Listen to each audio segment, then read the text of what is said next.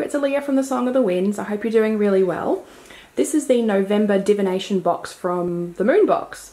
And normally I would unbox it in front of the camera and show you each item individually as it comes out of the box. But this week I was just feeling in need of a bit of a pick-me-up, and I just wanted to go through it pretty much when it arrived. So that's what I've done.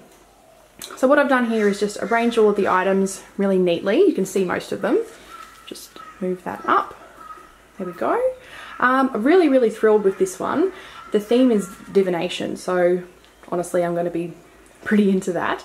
A lot of the products are really quite special and quite unique, especially with these sort of incense, the ritual rope incense, these ones here.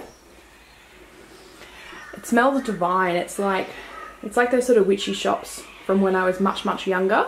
And you know, you go in for a look around and you probably couldn't afford anything because you were fairly young, but yeah, the incense combined, it just always smelled really nice.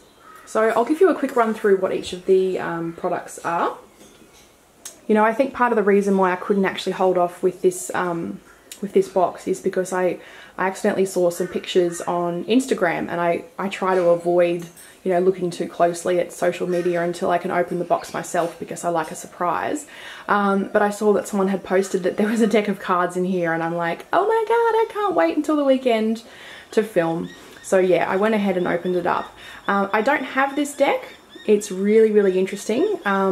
Honestly, I think this will be quite good for my tarot studies because the symbolism is just so intense and so rich, and I'm just only beginning to learn a bit more about astrology.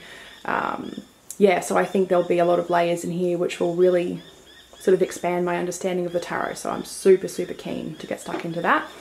It comes with a really beautiful, oops, put this down, satin pouch, lovely purple satin pouch, so that's great.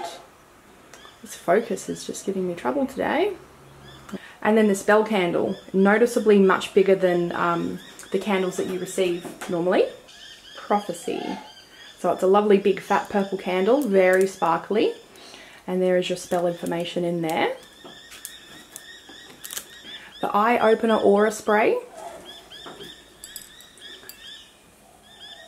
Just about fell off my chair when I opened this.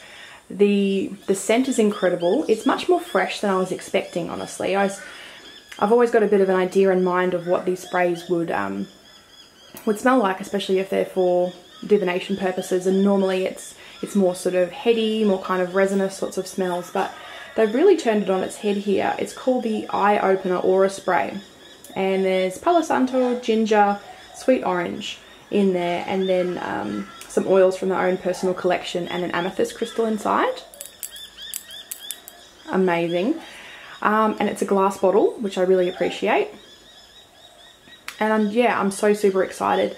I've been working on some of these sprays myself the last little while, not just for divination, but you know, for a range of other, you know, purposes. So a lot of these products just seem to be coming into my life at the moment alongside what I'm doing myself. So that's just really great. So the ritual rope incense, this is really interesting.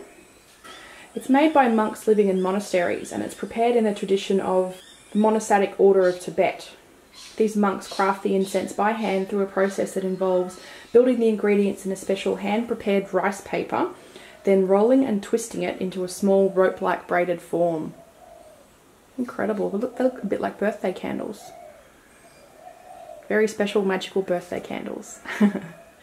And because of the nature of it, it should be burned in a heat-proof dish, probably on sand or some sort of heat-proof material. This is the Tarot Magical Oil. So this is the Tarot Magical Oil, and you can use this to anoint yourself before you conduct a reading. And it contains sandalwood, clove, cherry and almond oils. And then the botanicals, there is a jasmine bud, wild cherry bark and a blue lotus petal inside, and then a Lemurian mini quartz point. Really special. This is right up my alley. And it's a base of sunflower oil as well. It's funny, when I smelt this, I think it was the cherry I was really picking up on, and the almond.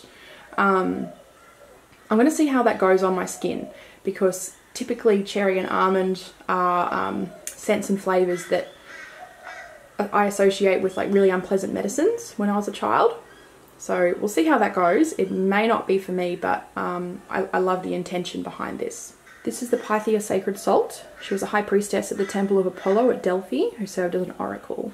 And you can use this in your bath or your shower before you settle down to do a lot of divination, I would say.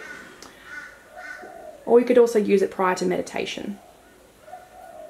It helps open yourself up to the most necessary knowledge. And it contains lotus and divination oil as well, and includes petals from the blue lotus flower. Now with the herbs, going from top to bottom, you've got wild cherry bark, galangal root, and white willow bark.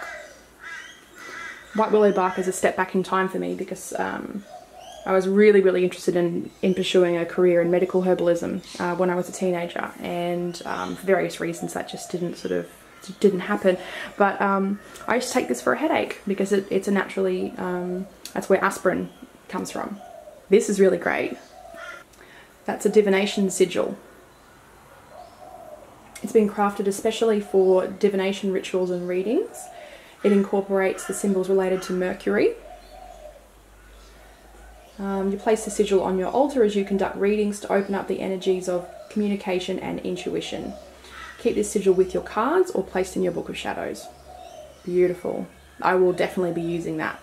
It came with 3 black kyanite fans. It's quite a powerful stone. It's used to help during meditation and divination. It sort of behaves a bit like a bridge, which allows you to connect and enhance your own psychic abilities. It's particularly useful with anything relating to past life readings. This is the tarot spread artwork. And it's a past, present, future reading, and then examples of how you would interpret the cards. Very beautifully detailed. And then this is the personalised oracle reading. It comes from the Raven Cards Oracle by Gabby Bucker.